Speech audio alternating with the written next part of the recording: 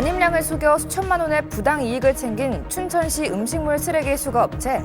지난 2022년에도 부당이득금 환수 처분을 받은 이 업체와 재계약을 맺은 춘천시의 행정이 도마 위에 올랐는데 소잃고도 외양간 고치지 못한 부실 행정, 주민뉴스에서 짚어봅니다. 장기 미제로 남았던 영월 농민의 간사살인 사건의 용의자가 20년 만에 유죄를 선고받았다는 소식과 홈 개막전에서 짜릿한 역전승을 거두며 새로운 스타 탄생을 알린 강원FC 소식 등 한 주를 뜨겁게 달군 돈의 현안과 이슈, 주간 뉴스픽에서 깔끔히 정리해드립니다. 윤 대통령의 탄핵 심판 최후 진술이 종료되고 이제는 헌재의 시간, 운명의 3월, 대한민국의 미래는 어떻게 펼쳐질까? 그리고 김진하 양양군수에 대한 주민 소환 투표가 무산된 지역사회 분위기는 여러분이 궁금한 정가 소식과 지역 소식, 네트워크 현장에서 전해드립니다. 계속되는 건조특보에 산불 발생 위험이 최고조에 달한 강원 동해안. 강풍 탓에 작은 불씨도 대형 산불로 확산되기 쉬워 긴장을 늦출 수 없는데 왜 유독 강원 영동 지역에서 산불이 크게 발생하는 것인지 그 이유 알려드립니다.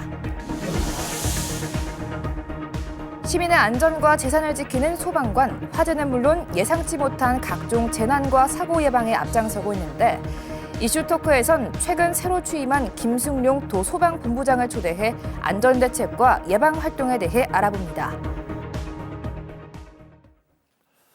네, 여러분 안녕하십니까? 뉴스 그 이상의 뉴스 G1 뉴스쇼 김우진입니다. 지난해 강원 지역의 출생아 수가 역대 최저치를 기록했습니다. 통계청에 따르면 작년 도내 출생아 수는 전년 대비 1.3% 감소한 6,600명. 통계 작성이 시작된 1981년 이래 가장 적은 수입니다. 문제는 이뿐만이 아닌데요. 여성 1명이 낳을 것으로 예상되는 평균 출생아 수의 합계 출산율 역시 0.89명으로 역대 최저치로 떨어졌고 강원도에서 빠져나간 순유출 인구도 8년 만에 1,000명을 넘어섰습니다. 이는 청년층이 수도권으로 이동하며 20, 30대 인구가 급감, 출생아 수가 감소한 것으로 보이는데요. 지방소멸 위기 극복을 위해 정부와 지방자치단체가 함께 떠나는 청년들을 붙잡기 위한 특단의 대책을 마련해야겠습니다. 자, 그럼 한 주간의 주요 뉴스 속 현안과 이슈를 빠르고 쉽게 짚어보는 G1 뉴스쇼 지금 시작하겠습니다.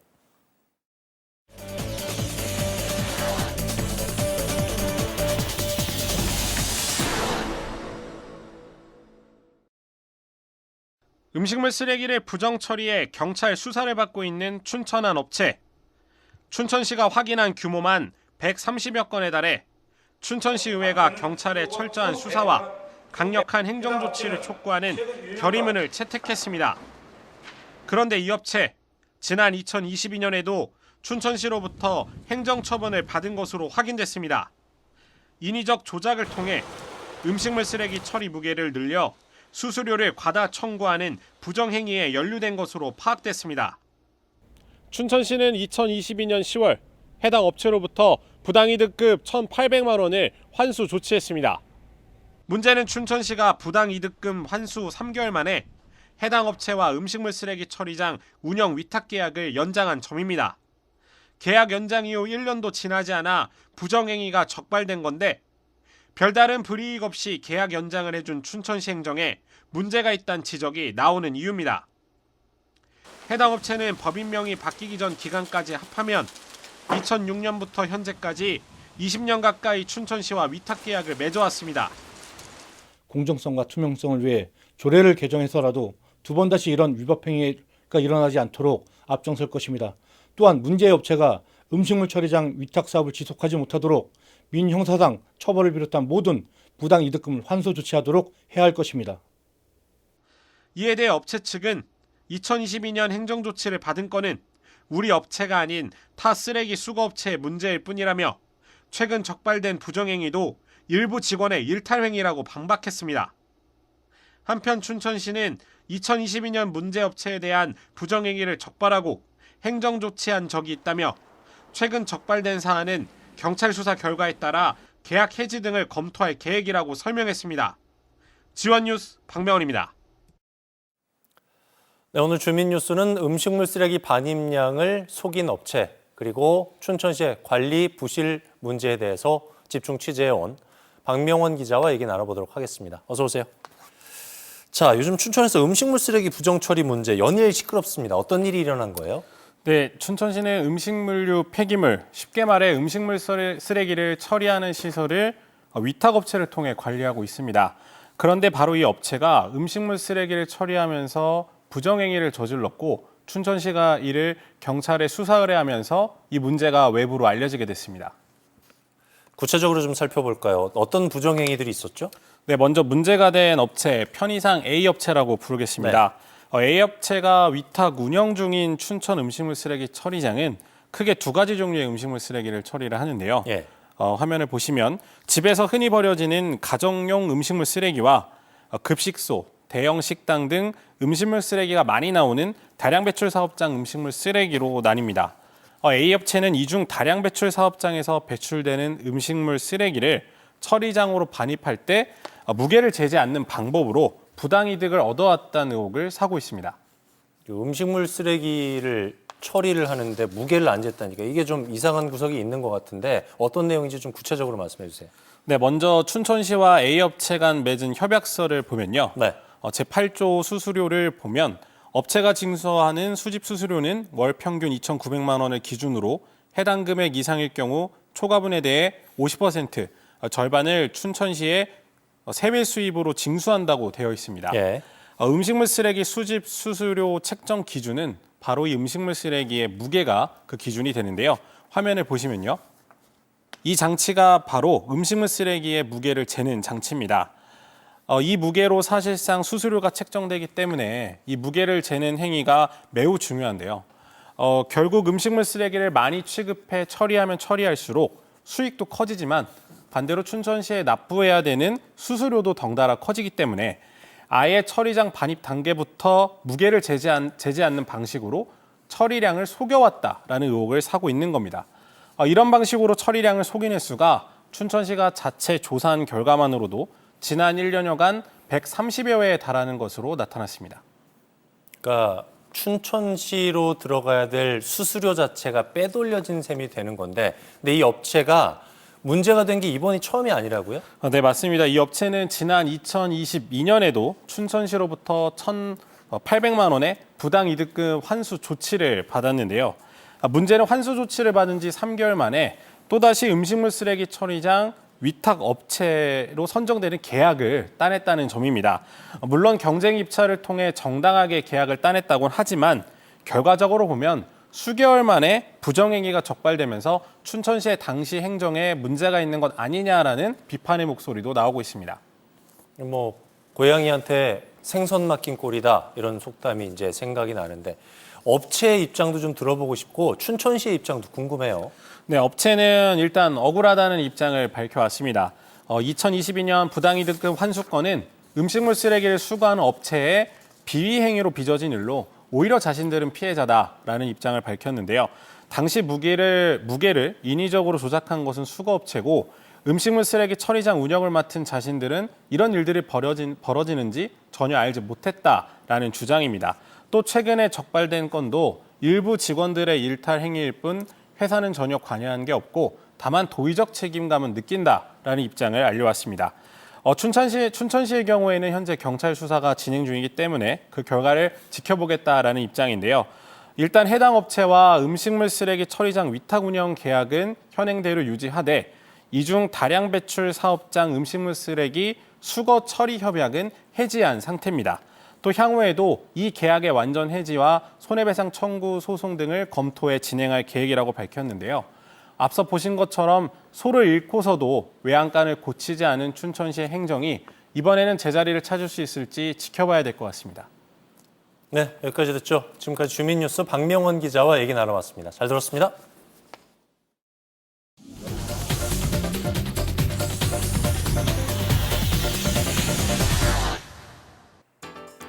우리의 시선을 확 끄는 흥미진진한 뉴스를 골라 짚어보는 시간 뉴스쇼 브리핑 아나운서 이가은입니다. 신용카드와 인터넷 결제가 익숙해지면서 지갑도 잘 들고 다니지 않아서인지 요즘엔 현금 찾아보기 어려울 정도인데요. 그렇다 보니 우리가 모르는 사이 많은 양의 화폐들이 매년 버려지고 있다는 점 알고 계십니까? 한국은행에 따르면 지난해 훼손되거나 오염된 지폐와 동전을 3조 4천억 원어치 가까이 폐기한 것으로 집계되었습니다. 화폐 종류별로는 지폐 3억 7,336만 장과 동전 1억 153만 장이 각각 폐기됐습니다. 그중 가장 많이 버려진 돈은 1만 원권, 1억 9천만 장을 넘기며 반 이상을 차지했는데요. 폐기된 화폐를 전부 옆으로 나란히 늘어놓으면 경부고속도로를 67번이나 왕복할 수 있고 위로 쌓으면 에베레스트 산의 23배, 롯데월드타워의 367배에 달합니다. 그렇다면 화폐들은 어떤 경우에 버려지게 될까요? 지폐가 손상돼 사용할 수 없는 경우를 살펴보면 남아있는 면적이 4분의 3 이상이면 금액의 전액으로, 5분의 2 이상이면 4분의 3 미만이면 반액으로 교환할 수 있습니다. 아쉽게도 동전은 모양을 알아보기 어렵거나 진입 판결이 어려울 경우 교환이 불가능해 폐기해야 합니다. 더구나 지폐를 만드는 과정에서 찢어지거나 인쇄 불량일 경우 폐지폐로 분류되는데 이렇게 버려지는 돈도 어마어마하다는 사실 알고 계십니까? 한국조폐공사에 따르면 매년 500톤가량의 화폐 부산물이 모두 불에 태워져 왔는데요. 올해 조폐공사는 부산물을 활용한 화폐 상품을 만드는 브랜드를 발표했습니다. 이미 지난 연말 무료로 배포한 돈 달력의 경우 행운의 돈이라는 이미지로 인기를 끌어 매진되는 등 큰 화제가 되었습니다. 지폐 한 장에 화폐 부산물이 들어간 돈볼펜으로 시작해 돈방석, 돈쿠션, 돈달력 등 버려지는 돈을 상품화할 계획이라고 밝혔습니다. 이러한 화폐 굿즈 사업으로 비용 절감은 물론 탄소 배출 감소 효과까지 전망되는데요.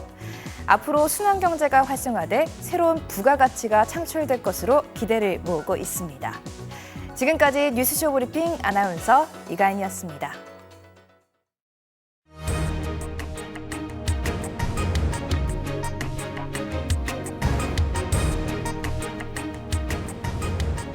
네, 한 주간 뉴스 가운데 가장 뜨거운 현안 이슈를 골라서 정리해드리는 주간 뉴스팩 시간입니다. 오늘도 지원방송 보도국의 홍서표 보도국장과 얘기 나눠보겠습니다. 안녕하십니까? 네, 안녕하세요. 첫 번째 뉴스 어떤 뉴스인가요? 네, 이번 주 첫 번째 뉴스는 20년 미제 사건 족적이 증거 무기징역입니다. 네, 장기 미제 사건이었죠. 영월 농민의 간사살인 사건. 1심에서 피고인이 무기징역을 선고받았다고요? 네, 맞습니다. 이 사건은 지난 2004년 8월 영월읍에 있는 농민의 사무실에서 발생했던 사건인데요. 당시 모 영농조합 법인의 간사가 흉기에 여러 차례 찔려서 숨진 채 발견된 사건이었습니다. 하지만 당시에는 범인 검거에 실패를 했었거든요. 그러다가 이제 경찰 미제 사건 전담팀이 새로운 증거를 찾으면서 수사를 재개했고요. 지난 2020년이죠. 경찰이 검찰의 사건을 송치하고 또 검찰이 추가 보완 수사를 통해서 지난해 기소가 된 사건입니다. 이 사건에 대한 1심 판결이 지난 20일 영월지원에서 있었던 건데요. 재판부는 모든 유죄를 인정하고 피고인에 대해서 무기징역을 선고했습니다. 재판부가 판결한 양형 이유를 좀 설명을 드리면 피고인이 수사 초기부터 재판을 받는 순간까지도 비합리적인 변명을 하고 있고 피해자 유족은 20년 넘은 현재도 극심한 정신적인 고통에 시달리고 있다고 양형 이유를 밝혔습니다. 네. 2004년도에 이제 사건이 발생했을 때는 결정적인 증거를 찾지 못했단 말이죠. 이후에 이제 최근에 피 묻은 족적으로 유죄 판결을 이끌어냈다고요? 네, 그렇습니다. 사건 장소에서 확보한 피 묻은 샌들 족적이 결정적인 증거였는데요. 네. 과학 수사 역량이 발전하면서 피고인 샌들의 특징점, 그러니까 피고인이 소유한 샌들의 특징점 17가지를 특정을 해서 비교를 했는데 이게 99.9% 일치한다는 국가수 감정 결과가 나왔습니다. 이래서 이제 이 사건이 재수사가 시작이 됐던 건데요. 재판부도 판결을 할 때 과학 수사를 바탕으로 진범이 밝혀졌다라고 평가를 했습니다. 한편 당시 사건은 한 여성 피해자, 그러니까 한 여성을 두고 피해자와 피고인 사이에 치정 문제가 얽혀서 발생한 것으로 검경은 보고 판단을 했고요. 한편 피고인은 여전히 무죄를 주장하면서 항소 의지를 보이고 있습니다. 네. 과학 수사를 통해서 많은 장기 미제 사건들이 좀 해결이 됐으면 하는 바람 가져봅니다. 계속해서 다음 뉴스는 어떤 뉴스인가요? 네, 두 번째 뉴스픽은 강원FC 1승 1패 무난한 출발입니다. 네. 원정 개막전에서는 좀 아쉬웠어요. 네. 역전패를 당했던 강원FC 홈 개막전에서는 짜릿했어요. 역전승 거뒀죠? 네, 맞습니다. 말씀하신 것처럼 강원FC의 이번 리그 개막전은 지난 16일 대구 FC와의 경기였는데요. 대구 원정 경기였습니다. 근데 여기에서는 첫 골을 넣고 두 골을 내주면서 1대2로 패배를 했습니다. 근데 딱 일주일 뒤죠. 지난 23일 포항 스틸러스를 춘천 홈으로 불러들여서 홈 개막전을 치렀는데요. 여기에서는 또 2대1로 강원이 짜릿한 승리를 장식을 했습니다. 그 강원FC는 초반부터 포항을 아주 몰아붙였지만 오히려 전반에는 한 골을 내주면서 끌려갔습니다. 그런데 후반 들어서 내리 두 골을 넣었는데요. 이 넣은 두 골이 굉장히 값진 두 골이었습니다. 좀 설명을 드리면 두 골 모두 2002년생 이지호 선수가 상대 뒷공간을 파고들면서 골로 연결시킨 건데요. 올 시즌 강원은 작년에 준우승을 이끈 윤정원 감독과 이별하고 도출신 정경환 코치를 영입했는데 작년에 강원FC의 경기 패턴을 보면 짧은 패스를 주고받으면서 찬스를 만드는 스타일이었거든요. 근데 이번에는 정경환 감독 체제에서는 좀 긴 패스를 수비 뒷공간으로 넣어준 긴 패스를 활용하는 공격이 많았습니다. 근데 이 공격으로 두 골 모두 이지호 선수가 골망을 갈랐다는 것에서 이번 축구 이 강원FC의 새로운 모습이다라고 평가를 할 수 있을 것 같고요. 또 홈 개막전에도 6,500여 명의 관중이 찾았거든요. 강원FC 홈 개막전 사상 역대 최다 관중을 기록했습니다. 네, 멀티골을 기록했습니다. 이지호 선수. 양현준, 양민혁의 버금가는 또 스타 탄생 선수가 나오지 않을까라는 생각도 드는데 강원FC 올 시즌에 좀 기대를 해봐도 좋을 것 같아요. 역시. 네, 그렇습니다. 올 시즌 좀 기대를 해보아도 좋을 것 같습니다. 네. 앞서 말씀드렸지만 이 이지호 선수의 두 골이 강원FC에게는 무엇보다 값진 홈 개막전의 성과였는데요. 지난해 이제 강원은 스타 플레이였던 황문기라든지 양민혁 선수가 빠졌거든요. 그래서 이 공백을 전력을 어떻게 메우냐라는 것에 대한 숙제가 있었는데 일단은 두 경기에서 보여준 이지호 선수의 플레이와 그다음에 정경호 감독의 새로운 공격 패턴이 앞으로 어떻게 강원FC의 이 올해 K리그를 이끌어갈지 좀 관심 있게 보면 좋을 것 같습니다. 또 아시아 챔피언스 리그도 강원FC는 이번에 치러야 되거든요. 이것도 이제 체력전은 또 어떻게 관리할지도 변수가 될 수 있을 것 같고요. 하여튼 강원FC의 선전을 기원하는데 다음 달 2일 오후 4시 반에는 또 춘천에서 제주FC를 불러들여서 3라운드 경기를 치릅니다. 네, 강원FC가 홈에서 2연승 달성할 수 있도록 도민들이 좀 많은 관심, 응원을 보내야 되겠습니다. 저도 응원을 해볼게요. 마지막 뉴스 어떤 뉴스입니까? 네, 세 번째는 사북의 한 이제라도 관심 절실입니다. 네, 1980년에 벌어졌던 정선 사북 사건이 처음 국회에서 이제 공식적으로 언급이 된 셈인데 피해 회복을 위한 움직임이 나타나고 있다고요? 네, 그렇습니다. 지난주 국회에서 처음으로 정선 사북 항쟁에 대한 공식 언급이 있었습니다. 이해식 국회의원이 정부의 이에 부실한 대책을 질책을 했고 여기에 대해 고기동 행정안전부 장관 직무대행이 내용을 확인해 보겠다라고 답변을 했습니다. 그 사북 항쟁은 시청자 여러분도 아시다시피 지난 2008년과 2024년에 진실 화해를 위한 과거사 정리위원회가 이 사북 항쟁 자체를 국가폭력 사태로 인정을 했고요. 그리고 국가 사과와 피해자 구제 공고를 한 사안입니다. 그럼에도 불구하고 아직까지 정부 차원의 어떤 움직임이나 공고가 이행된 건 없는 상태였는데요. 국회에서도 관련 내용이 다뤄지면서 지역에서도 조금은 더 앞으로 어떤 변화가 있을지 고무적인 기대를 하고 있습니다. 특히 이제 황인호 사북 항쟁 동지 회장 께서는 그때 받은 고통과 피해에 대해서 어떤 법적 구제나 절차가 없었기 때문에 피해자들이 더 돌아가시기 전에 빨리 정부의 대책이나 이런 잊혀지기 전 대책이 필요하다 이렇게 주문을 하고 계십니다. 이게 뭐 다소 좀 늦은 감이 있기는 네. 한 얘기인데 지금이라도 이렇게 공식적으로 논의가 오간다는 굉장히 긍정적이군요. 지역 분위기도 좀 궁금해요. 네, 그렇습니다. 이 정부 대책과는 별개로 정성군의회가 자체적인 움직임에 나섰는데요. 정선 민주화운동 기념에 관한 조례안이 발의가 됐습니다. 이 조례안에는 민주화운동 정신을 계승하기 위한 관련된 사업들을 추진할 수 있는 근거를 마련을 했는데 사부 항쟁 피해자 지원과 관련된 기념 사업을 하고 또 각종 구제 조치를 할 수 있는 그런 토대를 만들기 위한 조례안이 되겠습니다. 또 국방위원회 소속이긴 하지만 더불어민주당 춘천갑의 허영 의원도 다음 달로 예정된 국회 회의에서 사북 항쟁 피해자에 대한 국가의 공식 사과와 손해배상 그리고 기념 사업 지원 등에 대해서 정부 대책 마련을 촉구할 예정입니다. 네. 모쪼록 사북항쟁 피해자들의 명예 회복 그리고 기념 사업이 좀 더 순조롭게 진행이 됐으면 좋겠습니다. 자, 그럼 그렇고 한 가지 좀 아쉬운 소식 전해드릴까 합니다. 주간 뉴스픽이 오늘 방송을 끝으로 이제 막을 내리게 됐어요. 그동안에 보도국장 맡으면은 참 업무적으로도 바쁘고 과중한데 뉴스쇼 성공을 위해서 많이 애써주셨는데 우리 홍서표 보도국장 고생 많으셨고요. 끝으로 시청자 여러분께 한 말씀 부탁드릴게요. 네. 저는 시청자 여러분들과 만날 수 있는 아주 소중한 시간이었고요. 지원 방송은 앞으로도 우리 강원자치도 발전과 그리고 시청자 여러분께 보다 유익한 정보 제공을 위해서 더 꾸준히 열심히 노력하도록 하겠습니다. 감사합니다. 네, 고맙습니다. 지금까지 주간 뉴스픽 홍서표 보도국장과 얘기 나눠봤습니다. 그동안 잘 들었습니다. 네, 수고하셨습니다.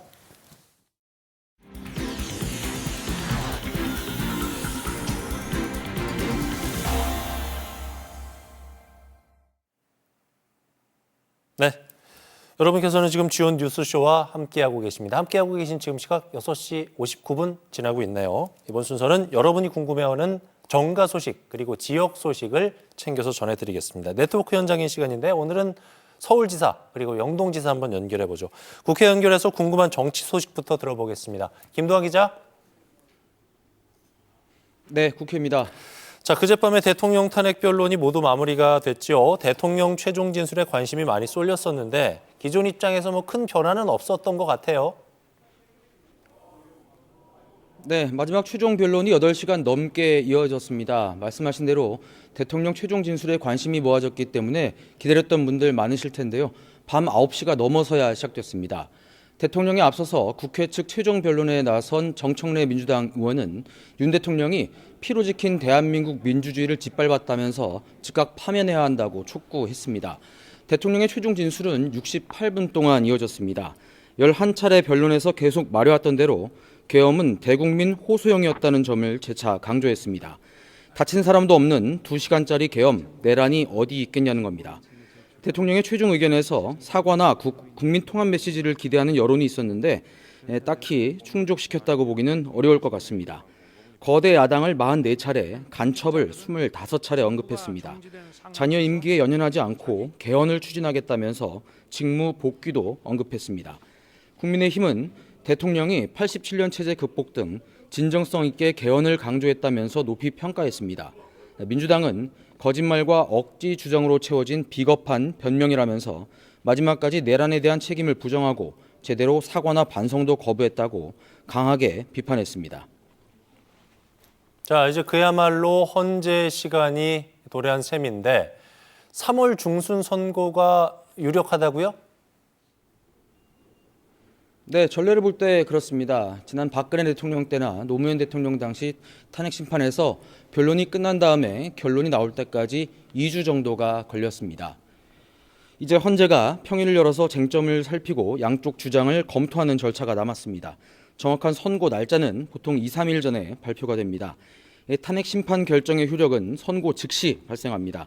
기각 결정이 나면 윤 대통령은 바로 직무에 복귀하지만 탄핵 소추가 인용되면 즉시 파면됩니다. 오늘 헌재가 마은혁 후보자를 임명하지 않은 것은 위법하다고 결정했지만 이것이 시점이나 결과에 중요한 변수가 될 수는 없어 보이고 현재까지는 탄핵 인용 전망이 우세합니다.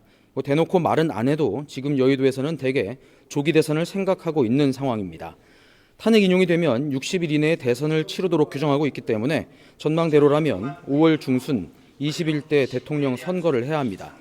60일이면 경선에서 후보 선출하고 또 선거 운동하고 여간 촉박한 일이 아닙니다. 민주당이 우클릭 비판에도 연일 중도 표심을 공략하는 정책들을 내놓고 있는 것도, 또 권성동 원내대표나 이양수 사무총장 등 국민의힘 지도부가 연일 이재명 대표를 맹공하는 것도 이런 맥락에서 이해해 볼 수 있는 일입니다. 네, 이번엔 강원도 관련 소식도 좀 보도록 하겠습니다. 춘천시가 호수 국가정원 지정 추진하고 있는데 국회에서 관련 토론회가 열렸다고요? 네, 지역구 국회의원자 더불어민주당 허영 의원이 주최를 했습니다. 올해 춘천 호수 국가 정원을 위한 여러 시설들이 착공을 하기 때문에 전문가들이 모여서 이런저런 구체적인 전략들을 마련해보자 하는 취지에서 토론회를 연 겁니다. 춘천하면 호반의 도시로 알려져 있지만 딱히 이렇다 할 관광 인프라가 없습니다. 호수 국가 정원은 춘천의 환경을 정원으로 꾸미고 이를 통해서 주민 삶의 질은 물론이고 관광, 산업까지 더하자는 계획입니다. 일단 춘천시가 올해 상중도 일대 약 20헥타르 부지에 호수 정원과 국립 정원 소재 센터를 짓습니다. 국비를 포함해 368억 원이 투입되는데 주목할 건 국립 정원 소재 센터입니다. 소재 연구, 제작, 전시까지 가능한 국가기관인데 기대가 큽니다. 우리나라 정원 시장 규모는 1조 원 정도를 유지하고 있었다가 코로나 이후 가파르게 성장해서 올해 2조 원대가 될 전망입니다. 호수 정원과 정원 소재 센터가 2027년이면 모두 가동되고 이렇게 되면 춘천이 새로운 산업의 중심이 될 수 있는 좋은 기회입니다. 이들 시설이 국가 정원으로 승격되려면 30헥타르 이상의 정원 면적과 3년간의 운영 실적, 평가 점수 등이 필요합니다. 춘천시와 강원도는 상중도와 하중도, 붕어섬, 위도까지 이어서 관광지로 개발하고 대한민국 정원 산업 박람회와 국제 정원 박람회 유치에도 도전할 계획입니다. 특히 게릴라 정원, 마을 정원 등 춘천 도시 전체를 정원으로 꾸미는 새로운 전략으로 승격을 노리게 됩니다. 2030년쯤이면 자격을 갖추고 도전할 수 있을 걸로 보이는데 현재 국가 정원이 대부분 남쪽에 몰려있기 때문에 정치권에서도 국가 균형 발전 차원에서 춘천 국가 정원에 힘을 싣고 있는 상황입니다. 지금까지 국회에서 전해드렸습니다. 네, 김동환 기자 잘 들었어요. 계속해서 영동지사 연결해 보겠습니다. 송일임 기자. 네, 영동지사입니다. 네, 각종 비비 의혹으로 주민 소환 심판대 선 김진아 양양 군수 한 끗 차이로 군수직을 유지할 수 있게 됐네요. 네, 그렇습니다.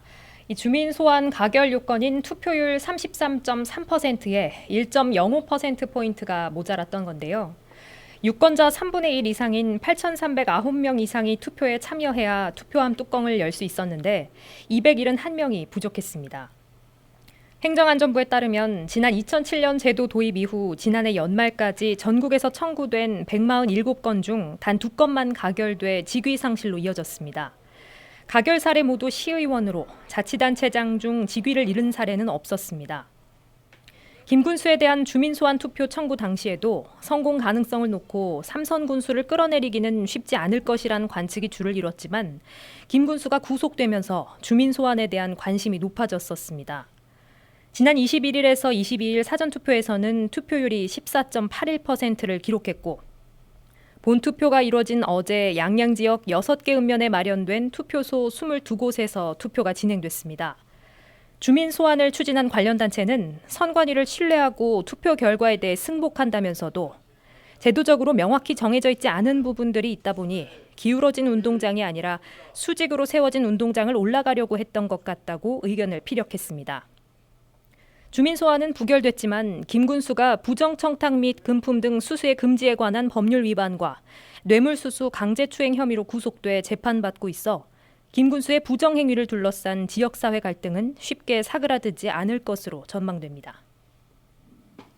네, 다음 소식도 알아볼게요. 동해안 어민들이 문어 낚시할 때 쓰는 친환경어구에서 문제점이 발생했다고 들었는데 어떤 얘기인가요? 네, 그렇습니다. 이 오래전부터 보조금을 통해 지자체가 정한 업체에서 어구를 구매해 사용해 왔는데 한 업체가 수년간 특허받은 제품 대신 불량 어구를 판매했다는 의혹이 불거졌습니다.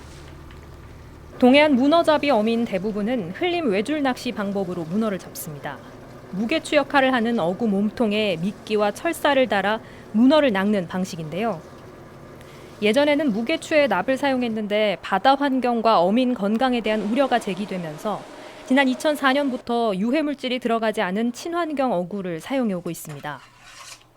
강원도가 보조금 사업으로 추진했는데 어민 자부담 20%를 포함하면 지난해까지 연평균 4에서 5억 원씩 20년간 90억 원 가까이 사업비가 투입됐습니다. 동해안에서는 두 업체가 관련 사업을 진행했는데 최근 한 곳에서 문제가 발생했습니다. 특허 제품과는 다른 어구로 부속품까지 빠져 있었습니다. 어민들은 지자체가 선정한 업체라 지금껏 믿고 사용해왔던 건데요. 업체는 이 같은 논란에 대해 특허대로 친환경 재료를 썼고 어구를 제작하다 보니 작업 능력이 떨어져서 조금 다르게 제작한 건 맞지만 기능상 문제될 것이 없다고 밝혔습니다. 하지만 어민 민원이 잇따르면서 해경도 해당 업체 관계자를 입건해 사기와 보조금 위반법 등의 혐의로 수사를 진행하고 있습니다. 네, 이제 마지막 소식인데요. 올해는 삼척에서 열리죠? 강원특별자치도민 체육대회 100일도 채 안 남았다고요? 네, 그렇습니다. 지난 2007년 이후 18년 만에 도민체전을 치르는 삼척시는 도민체전 준비에 한창입니다. 올해 강원특별자치도민체전은 수소도시 삼척에서 함께 뛰자 강원도민을 구호로 오는 5월 30일부터 닷새 동안 개최됩니다. 올해로 60회째를 맞는 도민체전은 100일을 앞둔 지난 19일 시청 앞 카운터보드를 설치하고 막바지 대회 준비에 박차를 가하고 있습니다. 올해 도민체전은 족구와 합기도 등 지난해 양양대회 때보다 2개 종목이 늘어난 43개 종목, 12,000여 명의 선수단이 참가할 전망입니다. 예년처럼 수영과 조정 등 12개 종목은 춘천과 강릉 등 5개 시군에서 분산 개최되지만 나머지는 모두 삼척에서 펼쳐집니다. 역대급 선수단이 지역을 찾는 만큼 삼척시와 자원봉사센터 또 체육회를 중심으로 대회 성공 개최를 위한 협력체계도 구축했습니다. 또한 제18회 강원자치도 장애인 생활 체육대회는 전국대회 개최의 여파로 도민체전보다 빠른 5월 19일부터 사흘 동안 진행됩니다. 지금까지 영동지사에서 전해드렸습니다. 산불로 탄 숲을 복원하는 데 걸리는 시간 최소 30년, 토양 기능이 완전히 회복되는 데는 무려 100년이 걸린다고 합니다. 하지만 그 긴 세월이 무색하게 매년 봄마다 대형 산불이 발생하고 있습니다. 매년 3월 강원도를 비롯한 여러 지역에서 대형 산불이 끊이지 않고 있는데요. 문제는 기후변화와 건조한 환경이 맞물려 앞으로 더 자주, 더 크게 발생할 가능성이 높다는 점입니다. 그렇다면 한국의 산불, 특히 강원도에서 유독 피해가 큰 이유는 무엇일까요? 한국에서 산불이 가장 많이 발생하는 시기는 3, 4월. 특히 강원도 동해안 지역은 바람이 강하고 건조해서 대형 산불이 자주 발생하는데요. 대표적인 예로 2022년 강릉 삼척 산불의 피해 면적은 약 2만 헥타르, 축구장 2만 8천 개 규모였습니다. 피해 금액만 1,700억 원, 주민 수천 명이 대피해야 했습니다. 강원도는 산이 많고 바람이 강한 지형적 특성상 산불이 한 번 나면 빠르게 확산해 피해 규모가 큰 편인데요. 경기 충청 지역에서도 산불이 자주 발생하지만 피해 양상은 조금 다릅니다. 다른 지역은 산림과 도심이 맞닿아 있어 작은 불씨가 아파트나 주택가로 옮겨 붙으며 피해를 키우지만 규모가 큰 편은 아닌데요. 그렇다면 왜 강원도에선 유독 산불이 크게 날까요? 첫째, 강한 바람 때문입니다. 강원도 동해안 지역은 양간지풍의 영향을 받아 건조한 바람이 산을 타고 내려오면서 불길을 빠르게 확산시킵니다. 둘째, 기후적 특성입니다. 강원도는 봄철에 강수량이 적고 건조한 날씨가 지속되면서 산불 발생 위험이 커집니다. 셋째, 소나무 숲이 많다는 점입니다. 강원도 산림의 상당 부분을 차지하는 소나무는 송진이 많아 불이 붙기 쉽고 불씨를 품은 솔방울이 바람을 타고 날아가면서 불길을 퍼뜨립니다. 그렇다면 이런 산불을 막을 방법은 없을까요? 각각 참나무와 소나무 잎을 두고 30도가 넘는 경사를 둬 불이 어떻게 번져나가는지 비교해봤습니다. 먼저 타고 있는 참나무의 온도는 500도가 넘고 나뭇잎이 다 타는 데까지 걸린 시간은 1분 16초, 소나무는 최고 300도까지 올라갔고 다 태우는 데까지 10초 더 긴 1분 26초가 걸렸습니다. 소나무 잎은 불이 다 꺼진 뒤에도 낙엽을 건드리자 불길이 다시 치솟습니다. 일부 전문가들은 침엽수 대신 화렵수를 심어야 한다고 주장하지만 강원도의 척박한 토양에선 화렵수가 잘 자라지 않습니다. 그래서 대안으로 나온 것이 기존의 소나무 숲을 체계적으로 관리하는 방법입니다. 먼저 나무 사이의 간격을 넓히는 건데요. 숲을 지나치게 빽빽하게 두면 불이 옮겨 붙기 쉬운데 간격을 넓히면 확산 속도를 줄일 수 있습니다. 또한 바닥의 낙엽과 마른 가지를 정기적으로 제거해 불쏘시개 역할을 하지 않도록 하는 것이죠. 이렇게 관리된 숲에선 산불 피해가 33% 줄어든다는 연구 결과도 있습니다. 실제로 이러한 방법이 효과를 본 사례가 있었고 해외에서도 대형 산불을 막기 위해 예방적 벌채와 인공 방화선을 적극적으로 활용하는데요. 미국 캘리포니아에선 일부러 작은 불을 내어 큰 산불을 막는 선제적 소각 방법을 쓰기도 합니다. 또한 포스체 가루를 활용한 방화선을 구축하는 전략도 함께 쓰이고 있는데요. 한번 발생하면 엄청난 피해를 남기는 산불. 숲과 토양을 복구하는 데 오랜 시간이 걸리는 만큼 무엇보다 예방이 중요하겠죠. 하지만 아무리 철저히 준비해도 양간 지풍 같은 자연현상을 예방하는 데는 한계가 있겠죠. 그러므로 우리 모두의 관심과 협력이 필요합니다. 함께 노력한다면 대형 산불의 위협을 막아낼 수 있겠죠.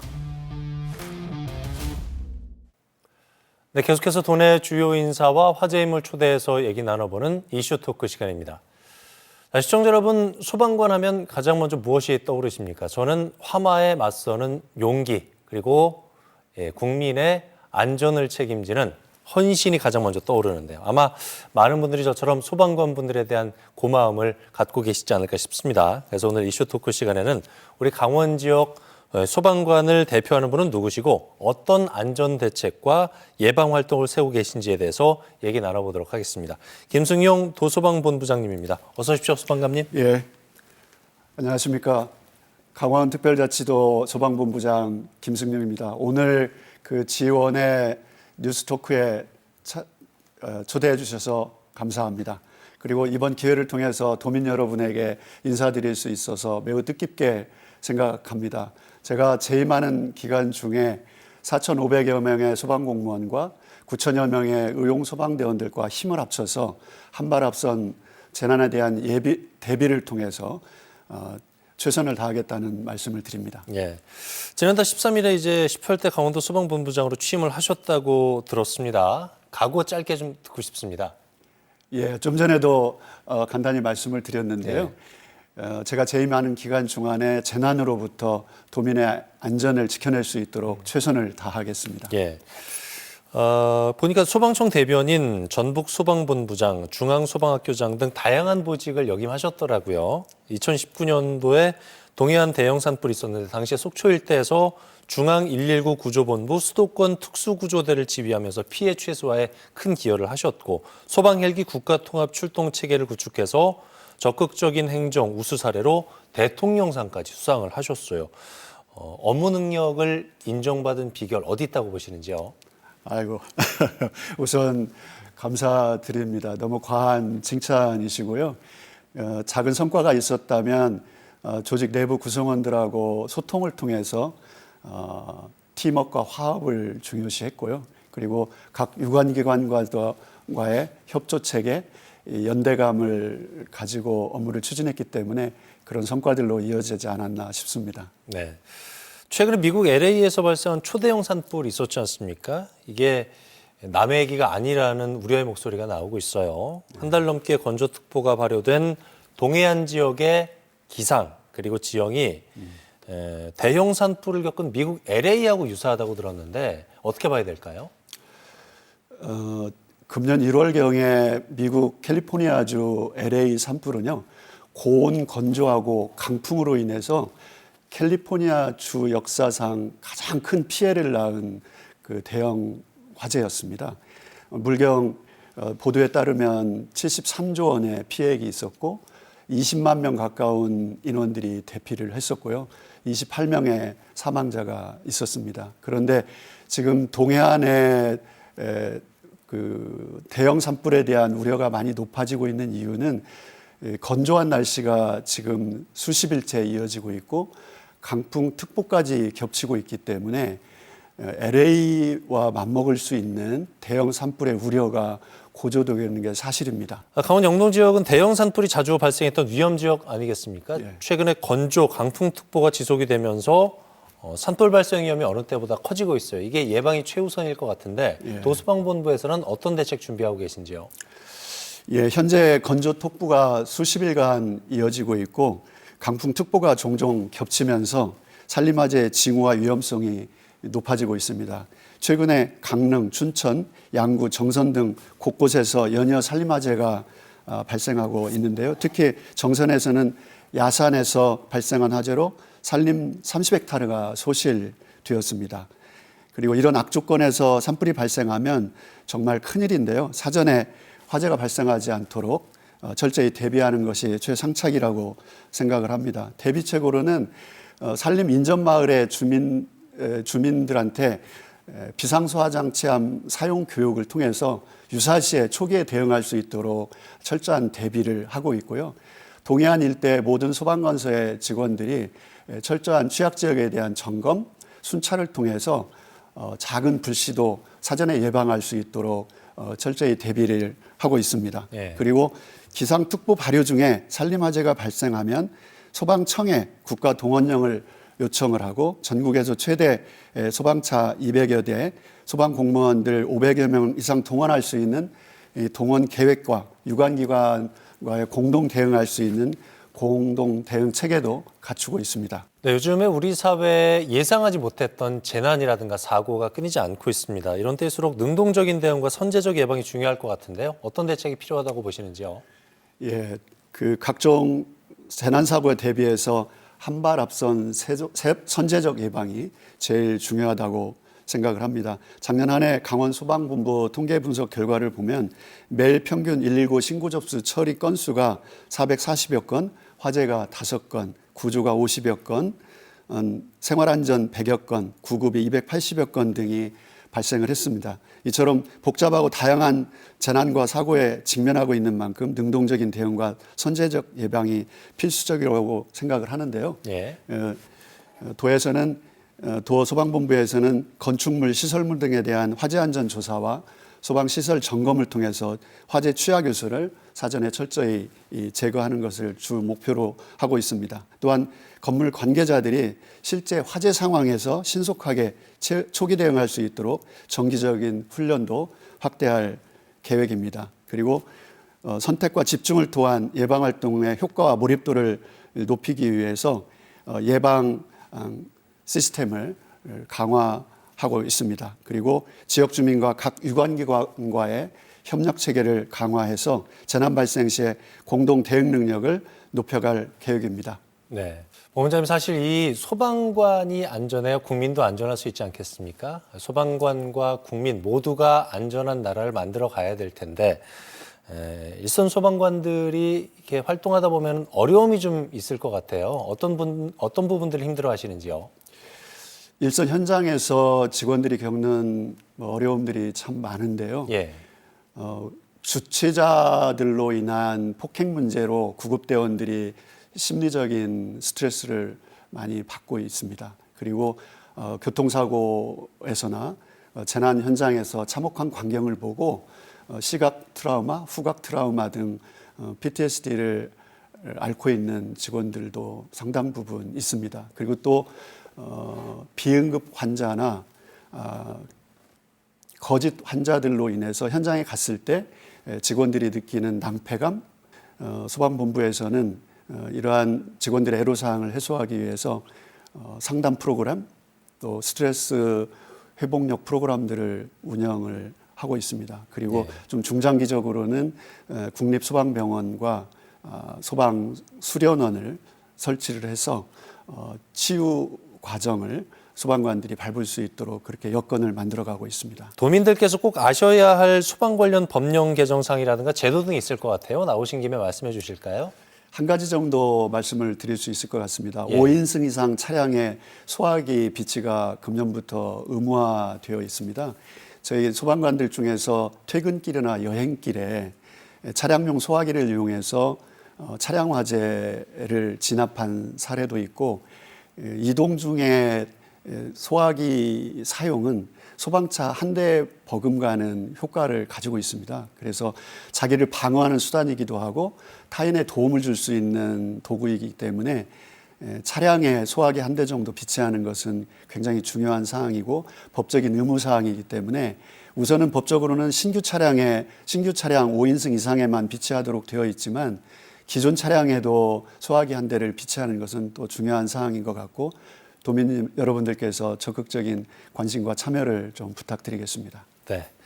자, 2025년 꼭 달성하고 싶은 강원 소방 정책과 계획이 있다면 말씀 들어볼게요.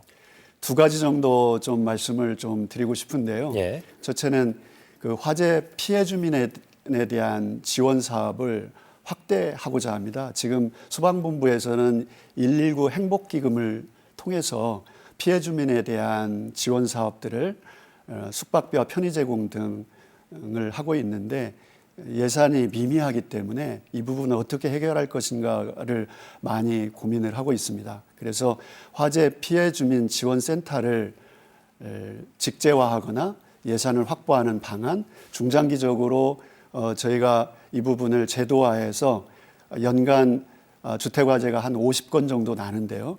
이 주민들한테 실질적인 도움을 줄 수 있도록 지원센터 운영을 활성화해서 금년도에 틀을 좀 잡고자 합니다.